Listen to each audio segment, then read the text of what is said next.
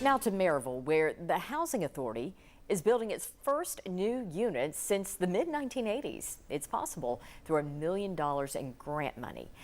10 News Blount County reporter Libby Cunningham spoke with the mother who knows what it's like to wait for housing and why she's hopeful now that new homes are coming to Maryville. Libby. Robin, the Maryville Housing Authority tells me the wait list for a place to live or a voucher to use to pay a landlord is 36 months long, but 11 new housing units are on the way. They haven't built anything new since 1986. The last time Maryville Housing Authority built new public housing units, these kids and probably some of their parents weren't alive. That's all changing.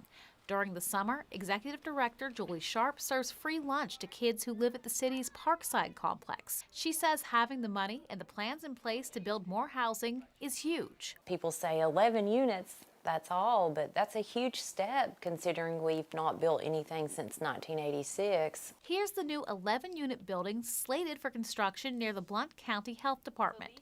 Sharp says more than $1.6 million in grant money will pay for most of it.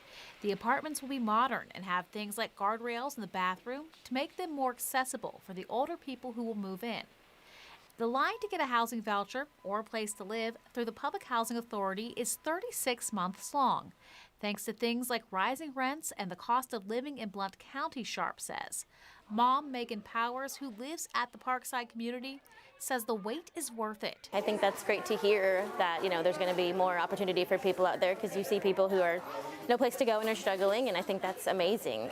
She says the moment that she got the call that it was time to move in was life-changing, and she's looking forward to more people having the same opportunity. I was in a situation where I needed to get out of it and had nowhere else to go, so getting that call was a godsend. It came at the perfect time, and I was grateful for that.